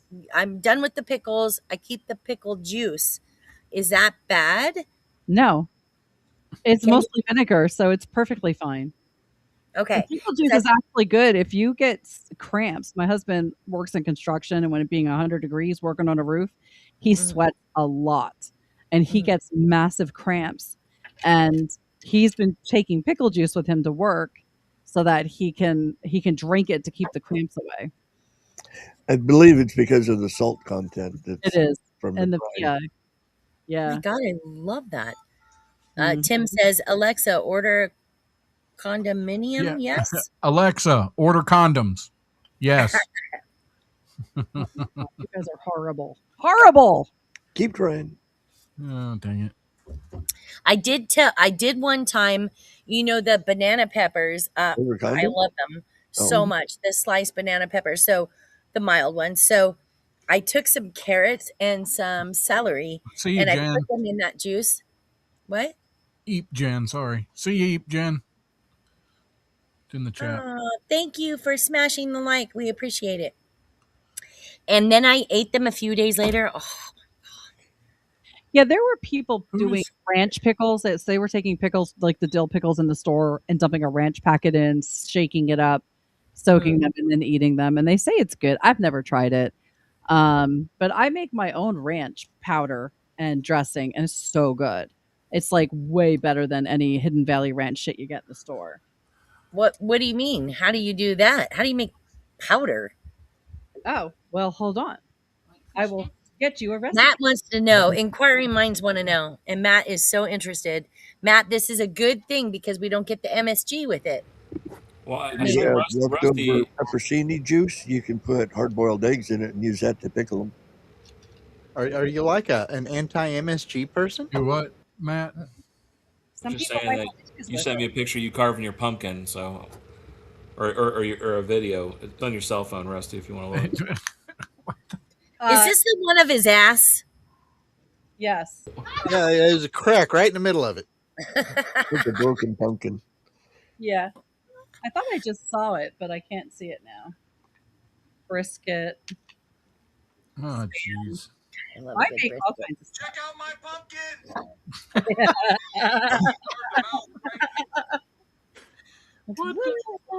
I have it on my computer. That I do. That is crazy. It's got to be interesting because he was staring at it. Well, you need to, dang it, you need to share that on here. I can't do it from my phone. It even sounds like you. I know. It's crazy how AI has gotten. Yeah, here it is. Well, you said you just sent it to me. Okay, I will. Get it on my messenger. I can share it. Take them all to come up. I have too many files on my computer, I believe. And there it goes. Okay, for homemade ranch seasoning, you need 1.5 cups of buttermilk powder, 1/2 cup of dried dill, 1/2 cup of dried parsley, 1/4 cup of onion powder, 1/3 cup of garlic powder, 2.5 tablespoons of coarse salt, but I don't add that much to it because I don't like it too salty, 1 tablespoon of pepper, and 3 tablespoons of dried chives. You just mix that all together. And then when you want to make like a ranch dip, you add 1/4 cup of Check out my pumpkin. with 1 cup of sour cream and 2 tablespoons of milk or buttermilk. And if you want to make it in a dressing, it's a cup of mayo, 1/4 cup of the mix, 1/4 cup of sour cream, 1/2 cup of milk or buttermilk, and 2 teaspoons of apple cider vinegar. And it's so good. But you said buttermilk powder. Powder. How do you get that though? Like you said, you make it at home. dry out your buttermilk. So you buy it. Or you can buy it off of Amazon, or you can go to if you Let me give a quick shout out to Candy and Mint Chips Show. Mint Chip Show or what? Hello, daughter, granddaughter, granddaughter. Check One out of my them. pumpkin. I carved a mouth right here and drew 2 eyes above it. Cool, right? Oh man, that was all glitchy. That's crazy how much that sounds like you. That's nuts, dude. It does at the beginning, but it doesn't at the end. No, it doesn't at the end. That's That's pretty funny though. So Candy is no longer Candy and Hollow. She got mint chip instead. Am I to understand that correctly? I tell you what, I'm already scared of the accuracy on having it just look like Rusty. Right. right. Yeah. That's crazy. All right. So pickling. So okay. So you explained bread and butter. What about the dill versus the sweet? I know Lep has something to say about this as well. Oh, always. I mean, you use some pickling spice, some sugars. It depends on whether you're doing, like you say, sweet or sour. Just follow But the. what are pickling spices? Just the black pepper, the Okay, every time we make our corned beasties on St. Patty's Day, Mhm. you know that little tiny package that they have buried in the bottom of it? That's pickling spice. Yeah. Pickling spice is its own thing, and it has multiple uses, and canning's just one of them. Right. Yeah. So Okay. I don't use that stuff though. When I make my pickles, I actually use fresh dill, fresh garlic, black peppercorns, salt, obviously, and you should use pickling salt, Right. not regular Table salt. Oh. Because it will make your jars. I mean, if you don't care what they look like, but pickling salt leaves the liquid clear, where Clear. your iodine, like your Okay. salt that you use Oh, on the the canning table, would salt. make it cloudy. Yeah. And then But- I believe mustard seeds also go in there. So are those okay? That's what I'm asking. So Lep, those little the little tiny white seeds we see in the corned beef, those are mustard seeds then?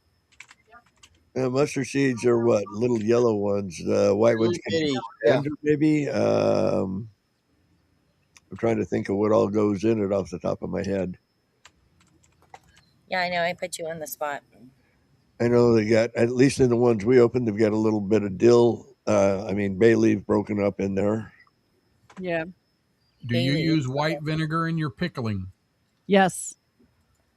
Yeah, and your vinegar for pickling should be a certain percentage of it has to be like 5% or something like that. Hold on. So you can't use any vinegar. You can't use like apple cider vinegar. Well, it depends on what you're pickling. Oh, shit. What is the percentage it should be? 5% acidity. Okay. So now here's the thing. I know this whole thing went around a couple years ago on the internet because everybody tagged me in it, that they were reducing the percentage of vinegar in the stores to 4%. So if that's the case, then you just have to adjust the water content that you're putting in. Right. So if you're reducing the percentage of the vinegar by 1%, then you reduce the amount of water by 1%. So you should still it should still work out. There was I had been tagged in that post like 1,000 times, it felt like. Okay, but so what is the normal percentage? Are you saying 5% acidity? No, I got that, but then you're saying water. So if you're using a cup of, let's say, a cup of vinegar, how much water? So usually it's 2 cups of vinegar to 4 cups of water. Okay, that's what I'm looking for. Okay, gotcha. 2 to 1. Yeah. 2 to 1, just like rice is 2 to 1. Mm-hmm. Now that only makes like maybe 4 or 5 mason jars. That's not a lot, because till you put your pickles in there, your cucumbers and your seasonings, you'll only probably get like 4 or 5 jars out of that, probably pint jars. But if you're looking to do, like, I had some big chunky cucumbers, and I wanted to see about making whole pickles, so I actually canned them in half-gallon mason jars, just so I could have big fat pickles. All right, we like girth. So, and then how long do you want to pickle them? Well, so good? So cucumbers, when you're pickling cucumbers, they're not going to be ready as soon as you put them in the brine and can them. You are going to have to let them sit for 6 weeks before you pickle them. refrigerated or not? No, you're going to can them in hot water. I mean, you can But make what if you don't can them? What if you just want to throw some fucking cucumbers? Like you're just a normal person like me. You just want to throw some cucumbers in some shit and put them in the refrigerator so that you could eat them. How long are we talking? refrigerator pickles. I've never made them, but For I know a they good exist. batch, you're going to want to wait at least 4 days, a little longer if you can, because I do cucumbers and onions like that frequently. Yeah, it says 24 Use, hours to a few days, yeah, depending on how strong you want the flavor to be. right. Yeah. Yeah, but when you're canning them, they say to let them sit for like 6 weeks to Right. develop the flavor. Okay, so if you're me and you just want to put them in the refrigerator, are you putting this in plastic or glass? Which is better? I would always use glass. Glass is always better, but Tupperware works just as fine for, refrigerator. Because that's what, like I say, I'll do tomatoes and onions sometimes, and another time I'll do onions and cucumbers. I did onions. I did red onions. I made pickled red onions. Yes, and she did. I'm not using they red were onions. so I just use the salty, good though. old white ones. The yellow Vidalias. They were really salty, though. I They have to were make salty. that recipe again. I'm gonna tell you, when you're canning, because certain people have certain flavors, like taste buds, but the amount of salt and sugar that Ball has in their canning is absolutely out of control. Their jelly recipes call for 8 cups of fruit and 6 cups of sugar. Holy That's sugars. so much. I would only do half that sugar. I don't even do that. I Like make 2 like cups of sugar should be ample. Yeah, 1 to 2 cups of sugar is what I use to can. I like it just with 1 cup, but I've done it with 2. Troy. Because when I was first canning, I always followed the recipe, and the sugar. I was like, this is like ridiculous. It's horrible. When you lower that sugar, not only you have like such a good fruit flavor, it's like eating fresh fruit. Mhm. When you're putting it, and the best jelly I made. Well, there were 2. I made apricot jelly, which was amazing. But then I also made bourbon peach jelly. Ooh. That was good. Everybody went for the freaking bourbon peach. I got my God, that was gone off the shelf because so what when people come to visit me, I usually take them for a tour of the pantry and then I have them pick out. They get a box and however many jars they can fit in that box. Yes, I use white vinegar in my pickling process. I know some people say that they use apple cider vinegar, but I make my own apple cider vinegar, but I would never use it for that. I use it for other stuff. I would probably say that would depend on if you had anything special that you thought that it added to outside of that. I mean, Well, it kind of depends on how much of a zing you want. White, good old straight white vinegar gives it more of a bite than cider vinegar. Cider vinegar gives it more of a twang than a bite, I guess would be a good way to describe it. Wouldn't you say, Beaver? There's all kinds of vinegar, though. I'm Oh, yeah. seeing rice vinegar. Red wine vinegar, rice Oh vinegar. God, I love rice vinegar. Hell yeah. I love all vinegars. I love balsamic vinegar. Yeah. Just give me vinegar. I'm digging it. Well, I'm going to tell you, I made strawberry vinegar. Oh, I made strawberry vinegar. I fermented strawberries to make like a vinaigrette for over salads in the summer and stuff. P.O. Box 13. Right? Jen's birthday's coming up, really. P.O. Box what? Yeah, I literally have 2 bottles of it because I didn't do a lot of it because I want to see how it would be. But I do have 2 bottles of that. I have a whole jar of apple cider vinegar, and it keeps getting the mother on the top. It's not the mother. They call it something Mother else. sets at the bottom. Yeah, this is like you can use it to ferment other stuff. Oh. It's like a whole. Oh gosh, I haven't done vinegar in a while. Like a yeast or something? I was using it, huh? It's something like a yeast or something it develops that you can use. And it just keeps creating it, and then once it gets to be so much, it falls to the bottom, and then it creates a whole other one. Interesting. I don't know, but I'm so excited to pickle shit. I love it, and I love vinegar. Easy. And like I say, hack up cucumbers nice and thin, and some onion, a little bit of. Well, it actually is the mother, but they also refer to it as biofilm. So it actually is it has like a rubbery texture to it. And So it at the has top it's all of the biofilm? fermentation and enzymes and proteins and stuff in it. So if you wanted to do another type of vinegar, you can actually take that and add it in to speed up the process, because I have like 4 of them now. Huh. Because I have this whole big jar of apple cider vinegar that just keeps creating another layer, and then it falls to the bottom and creates a whole other one. Right. It's like a whole organism going in there. That's interesting. That's so interesting, honestly. So if you get it off the top, it's biofilm, but if it sinks to the bottom. Well, they still say it's the mother. So when I Googled it quick, Oh, okay. it said the thing floating on the top of your apple cider vinegar is most certainly the mother of the vinegar. Ah. It's a harmless, natural colony of bacteria and cellulose that forms during the vinegar making process. And then it says, what is mother? The mother is a biofilm that is mostly made of acid bacteria, cellulose, and enzymes and protein. So it's a good part of the vinegar for you, for your gut health. But it forms as and it is like jelly and rubbery and stuff like that. It is. You got to take the bejeebies out of it to get it to re-dilute Cheers, in Anna. the bottle when it sits too long on the floor or in the cupboard. And it's Miss you, super Anna. to make your own apple cider vinegar. So I don't know if any of you make homemade apple pies where you're peeling a bunch of apples and stuff.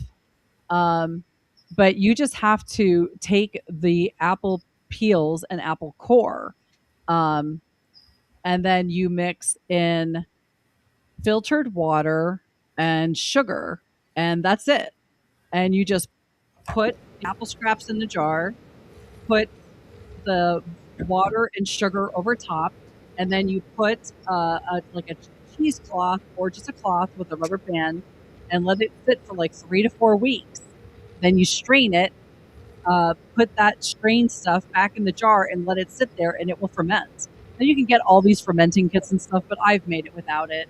Now, go ahead. Can't you also put a lid on there and seal it and burp it a time or two a day if you're paranoid about the kids knocking it over? Yeah, you can. Burp it. Let it blow. Or you can get fermenting stuff, because you want to keep. So you're going to have to put I some think type I of just weight froze or her. something in there to keep everything under the water level, so you don't get like mold that forms on top. But it is the whole process, and I mean it's the same process for making homemade sauerkraut, stuff like that. You literally have to keep it below the water line and let it ferment, and then you can do stuff with it. Yeah. I love me some fucking sauerkraut. Okay, Oh my hold god, on a second. sauerkraut got so good. Fucking sauerkraut is amazing. Okay, real quick, I'm gonna do New Mexico because today is New Mexico Day. I'm gonna do a couple little funny laws. Ready? New Mexico? I thought it was Utah. No, it's New Mexico. Yeah. Okay, my bad. Right. I'm gonna ask Lep because he does the daily. It's New Mexico, right? Right. Okay, so the anthem ban, it is a petty misdemeanor to sing, play, or render the Star Spangled Banner or O Fair, New Mexico in a public place unless it is performed as an entire separate composition. Just so you know, don't be singing, okay? Don't do it. Can you read that again, Jen? Yeah, it is a petty misdemeanor to sing, play, or render the Star Spangled Banner or O Fair, New Mexico in a public place unless it is performed as an entire separate composition. Are you just fucking with me right now? You can go. So it's a misdemeanor to be petting somebody in a public place? Is that No, it's a petty misdemeanor. while You're you're crazy. humming the Star Spangled Banner? Or Well, that may very well be a misdemeanor too, but I don't think that's what she's talking about. Yeah, Oh. where's the petting taking place at? It's petty, you Preferably butthole. not in the Petty middle of the zoo. misdemeanor. That'll get you kicked Oh out. my god. Well, With- that I'm gonna always shoot said, myself. This is after Utah. 20 things, don't. No, New fucking Mexico. Anyway, you guys, I hate you so much. Okay, you could wear a sombrero, but it is technically illegal to dance while wearing one. Okay, bitches, don't wear a sombrero and dance.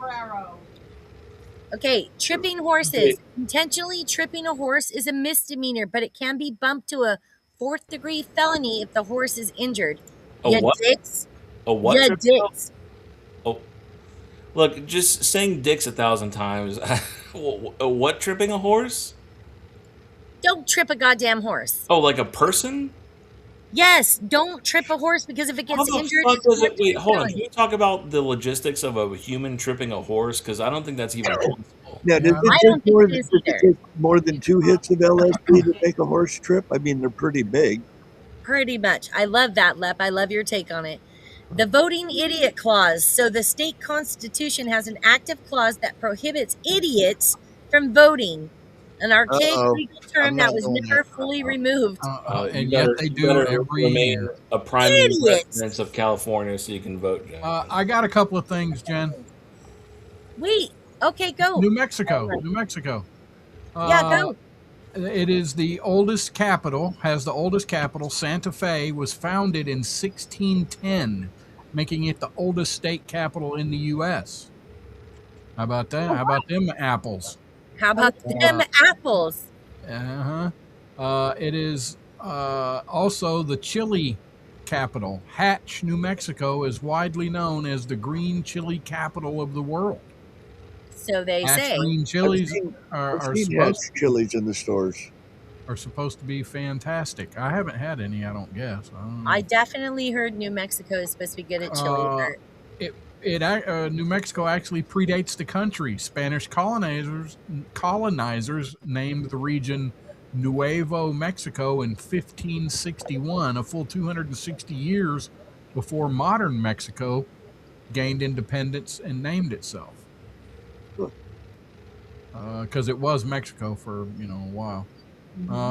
It is the birthplace of the nuclear age. The world's first atomic bomb was detonated at Trinity Site near Alamogordo in 1945. Nailed it. I mean, nobody has said the famous one yet. I'm waiting for it. The Area 51 is right there, 51 or whatever. That's it. Something like that. The Roswell crash. Roswell, New Mexico. Because Area 51's in Nevada. Oh, well, yeah, that was the next one. UFO capital. Roswell, New Mexico has been an international hotspot for UFO enthusiasts since the famous alleged flying saucer crash in 47. Alleged. It was there. Wait, I have one. In Las Cruces, which my brother Lep wanted to move to. In case you didn't know, Lep is my brother. He wanted to move to Las Cruces, but in Las Cruces, it is illegal to walk down Main Street while carrying a lunchbox. So fuck off. I don't know if Jen said this earlier because quite frankly I wasn't listening to her, but 77% of all green chilies in the US are grown there. That's crazy. 77%. Damn. More than 3/4 of all the chilies are grown there. And like I said, I've seen the hatches in the stores, and they're pretty good. Here's what we do, Rusty. Okay. We go buy a bunch of stock in green chilies, and then you and I take a road trip to New Mexico, and we spray a bunch of poison all over the crops. Stock takes off because it's 77% is gone. So it becomes the rarest spice on this planet, and we own stock in the rarest spice known to man. No, I would give my money to Beaver to grow us some Ortega chili. So just stop it right now. There you go. By the way, that was all hypothetical. I would never break the law. I would never do anything illegal. So. Yes, you would. So Deming, the city Deming specifically outlaws public spitting. Thank God for somebody to do that, including expectorating on the steps of churches, schools, or opera houses. I gotta say that is a personal pet peeve of mine. I cannot stand for somebody to be spitting on the damn ground where people gotta walk. Oh my God, that is disgusting. You should be beaten within an inch of your life. Oh, I bet you love them people that eat sunflower seeds all day long too. I don't care about sunflower seeds. I'm talking about hawking. That's a different deal. We're talking hawking a lug. That's disgusting. I walk down the sidewalk, I see a lug, I'm like, I want to barf. Well, what movie was that where John Travolta caught one? What? What the fuck? Yeah, there was a movie where somebody spit at him and he went ahead and went over and caught it with his mouth. Oh, God. Oh, God. Oh, my God. Earl, Jen, can you read the last sentence of what you No, just read? No, just the last sentence. It was like churches, or what was it? Say it again. because I think you're fucking with me, but I'll say it No, I'm again. not. I'm not fucking with you. I'm not. Including ex. You see, you want me to say this, including expert. Well, you can skip that word. Just name all the places. Okay, thanks. On the steps of churches, schools, or opera houses. Yeah, I just want to say, go look at Rusty's channel. Expectorating. Rusty has done bourbon reviews in front of all those places. Yeah. Oh my god, he totally has. Check out Rusty's channel for that. Okay, No, Rusty, no, I'll they're let you do one more in New Mexico, and I have two more, and that's it. So you do another one. You got another one? Yes. The highest capital, Santa Fe, sits at a staggering 7,000 feet above sea level, higher than Denver. Wow. Really? In Oh, yeah. Mexico? Yep. It's a legal state, so I believe it. I got one, Jen. Yeah. They are the pioneer of commercial space flight. New Mexico is home to Spaceport America, the world's first purpose-built commercial spaceport. Companies like Virgin Galactic have launched humans to space from the high desert facility. I didn't know that either. I didn't know that. That's amazing. Here's one more. I would never in a million years have thought this. They're America's oldest wine-producing region somehow. Spanish. What?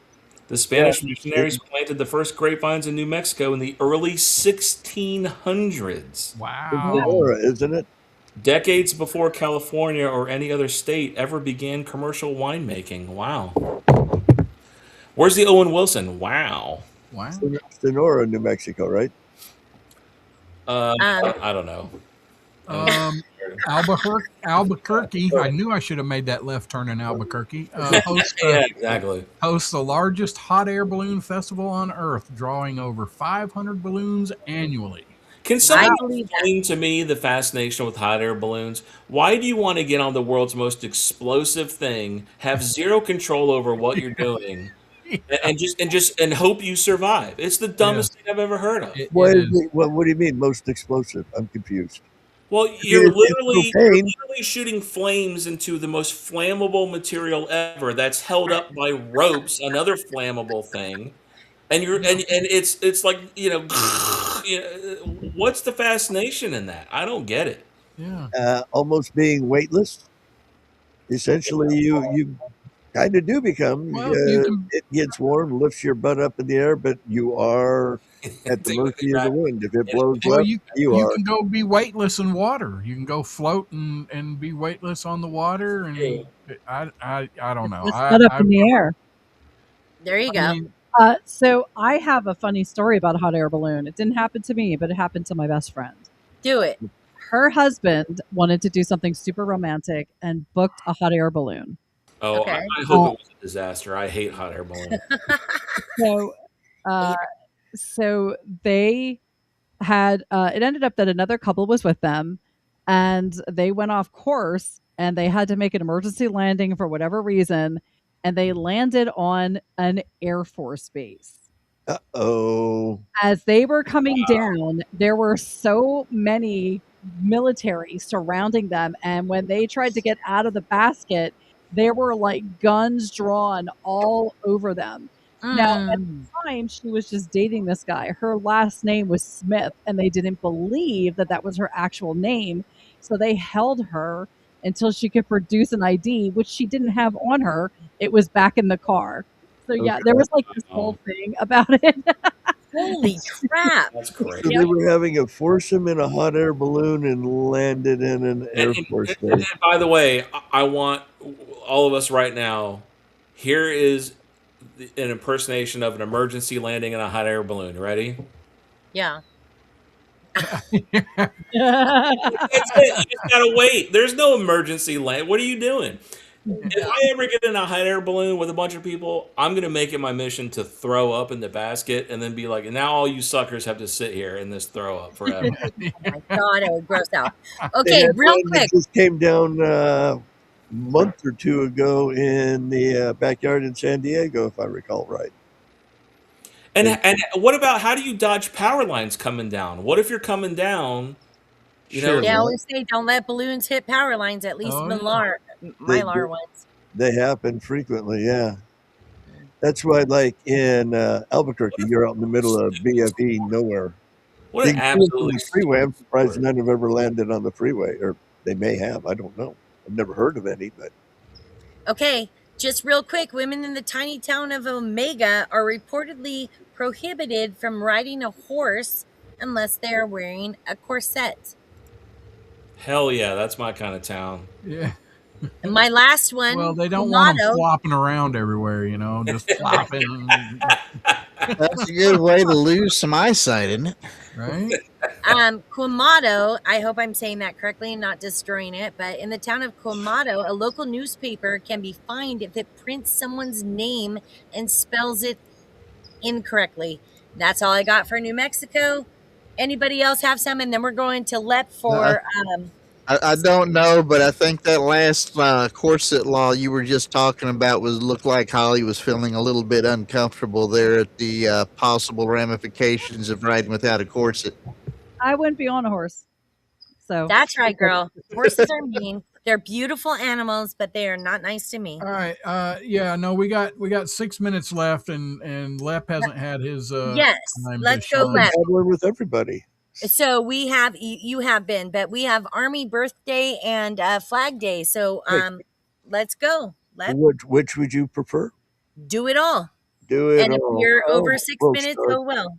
Everything except whiskey in Utah. Yeah. Mhm. How about some amazing facts about the Army, seeing as how it used to be my old employer? That's right. My brother used to be in the Army. Let's go. Yeah, from 1975 until 1983. So back when nothing was really going on. Here's one for you. The Army is older than the country is. The measure of to create a unified continental army to be led by George Washington was passed by the Second Continental Congress, let's see, on July 14th, 1775. So technically, the United States had an army for a year longer than it's been a country. No? There you All go. right. How about the Army copied the Indians, but the Army pioneered modern guerrilla warfare. General Francis Swamp Fox Marion pioneered modern guerrilla warfare during the Revolutionary War. He traveled along swamp paths and led his men in surprise attacks against unsuspecting British forces. Then they would withdraw just as unexpectedly as they'd popped in. So they'd fade in, fade out. Interesting, not interesting. All right. Here's a trippy one. There's only been five-star generals in the Army. The rank of five-star general didn't exist until 1944, and it was only given to 5 men, including former President Dwight D. Eisenhower. The ranks were retired in 1981 when the last surviving five-star general, Omar Bradley, died, and they named a fighting vehicle after him. I got a question for you, real quick, Lep. Being you I brought have that up, because you're five-star general, you can only have one of those at a time, right? What's the enlisted equivalent? Ooh, well, seeing how the five-star general would be the very, very, very top dog, the enlisted equivalent would be a command sergeant major. You can't get no higher. Command sergeant major of the Army. You're running the show for everybody in there, swinging Richard. Now, was MASH based on the Army, right? Yes. Yeah, I love that. That's the only way I know Took those place ranks. during the Korean conflict. Mm-hmm. Hey, Independent Joe, what's up, buddy? Plywood, Holy what's happening? crap. I haven't seen him in forever. And not that Anyway. the Korean conflict is actually ended yet. There's been an armistice signed, and that's why we have the 38th parallel. But there has been a cessation of active hostilities. But the funny thing is, MASH was on longer than the actual fighting went on for. It was an amazing show, though, and a movie. How does that correlate to the 38th parallel? I'm sorry? How does that correlate to the 38th parallel? That's where they drew the line for the armistice. This is North Korea. This is South Korea. Oh, okay. It's just kind of where everybody went, okay, let's hold up here. I've been to Panmunjom. I've been up there. I've seen their little blue buildings. I've walked through the minefields that are on their side of the fence. Yeah, it was kind of fun. I don't know if I'd describe that as fun, but all right. Well, we weren't supposed to. We were just screwing around. We went, well, and I mean, they've been in the ground so long, the water and the rain has washed out. You can see all the problems. Oh, there's one. Long as there's no boom boom happening, you're having fun, right? Exactly. I'm still here. So that one didn't. How about Sorry, go ahead. let's see, we're about out. Let's see, how about the Army tested chemical agents on the United States. In the 50s and 60s, the military used motorized blowers to blow zinc calcium sulfide into the air over large swaths of the United States as part of Operation LAC, large area coverage. The San Francisco Bay Area, St. Louis, and parts of Minnesota and the coast of Southern Carolina and Georgia were all sprayed with the substance. Zinc calcium sulfide was used because it's fluorescent, and the military was researching the potential dispersion of chemical and biological weapons. So when people say they're spraying and they go, no, that's just a chemtrail, or they're exactly right. That is a chemtrail, not a contrail. Oh, gotcha. Let's see. Here's a little trivia for you. The Air Force was part of the Army until 1946 when it became its own entity. Until 1947, the Air Force was the Army Air Corps. National Security Act of 1947 turned it into its own separate branch of the armed forces. Today, it also oversees the Space Force, the first new military branch created in over 70 years. That's actually really interesting. I did not know that. So the Air Force wasn't its own entity. It broke off from the Army. Right. Yeah, it Oh. used to be the Army Air Corps. How old is the Army today? Did you already say that? 200, yeah, it's 250 years. It's older than the country by 1 year, so it's actually 251 years. How did that happen? Kinsey, I sent you a video. They adopted a militia of men to be called up at any minute as the Continental Army back in 1770, 1770. 75, I'm assuming. Yeah, 1775. Yeah, The but Second Continental Congress, they had a Continental Army led by Oh, Washington sorry, in Messenger. 1775. Interesting. Huh. All right. Well, happy birthday, Army. Yay! And we're out You of got time. a few Yes. fun facts about the Flag Day? Oh, Of course. are you still going? Okay, go. I'm No, sorry. I mean, I do. Let's see. Everybody knows when it is, right? That's today. It's the 14th. It's always held on the 14th. The Continental Congress adopted the flag in June 14th of 77. President Woodrow Wilson established Flag Day in 1916. Let's see. Pennsylvania is the only state to recognize Flag Day as a state holiday. Way to go, Beaver. Yeah, but Beaver's gone, but way to go, Beavs. She just outdropped. Let's see. The idea of Flag Day was first proposed by a school teacher named Bernard J. Krennard in 1885. God bless you.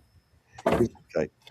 Let's see. The flag design was inspired by the Grand Union flag, which had 13 red and white stripes. The original flag had 13 stars, 13 stripes, representing the 13 original colonies. Mm-hmm. Anything else? What would you like? How about some No, fun? I think that's so funny because you know those YouTube videos or Instagram videos or whatever where they sit there and they say, how many stripes are on the thing? No idea. How many stars are on the flag? No idea. Are Yeah. you fucking kidding? These Oh, kids are yeah. Some of dumb. them people are just dumb. Here's a Embarrassing. trivia fact for you. The longest running Flag Day parade is held in Fairfield, Washington. Didn't say how long it's been, just it's the longest. The flag's been modified 27 times since it was first made. Wow. There's 50 stars, and it was designed by a high school student named Robert G. Heft, and Eisenhower is the one that approved it or authorized it. So it was like a drawing from a high school student? Well, they had 1,500 submissions, and they narrowed it down to his out of the 1,500 people that drew flags and said, here's what the 50-star flag should look like. It's back in 1959. I was even alive for that one. And this is, and then Betty Ross decided to sew it? That was back in the 1700s. She's given credit for having sewn the first flag, but there's also stories that said she didn't. But yeah, she's given credit theoretically for sewing the first flag of the U.S. And like I said, it's been changed 27 times since she did it. In 1960? No. In 1959 is when they added the 50th star. I know I'm poking fun at Jen. That's at her who sewed the flag. After she insulted people not knowing about the flag. Whatever. You know, Why did I insult people by not knowing the flag? Whatever your face. It wouldn't hurt to add a couple more stars to the flag, you know. I mean, we could throw one in for Manitoba and Alberta and Saskatchewan. No, we can't, because then it makes it too much. Everything's too much. No. You know? If they're the right ones, it's not too much. 51st. Okay, well, I want to thank, first of all, let's go through this. I want to thank Whiskey Wisdom, aka Matt. You have a website or a podcast called Gen X Podcast, I believe. Yes, thank you for joining us tonight, telling us all about bourbon and just hanging with us. That's so cool. Gen X Podcast, correct? On YouTube. All right. And then we have Lep, who does the Daily Hello on YouTube and To a Peach on Rumble, right? Yes, ma'am. Daily Hello every day. Brand new. Okay. If you especially for like dad jokes, like why don't married men use Crisco as a marital lubricant? Why? It's shortening. Oh, shit. That's so good. I like that. Are you putting that on a new one? Is that today? No, that was a while back. Damn it. I need to use that. Oh, no, I can't use that one at work. I use them at work. But anyway, thank you guys for joining us. And Beaver 2, Beaver After Dark on Thursdays, 9 p.m. Eastern Time. Join her cast. Rusty's on there. Generally, if he's not sleeping or had a hard day. Whatevs. Thank you for hanging out with us tonight. We appreciate you. Love.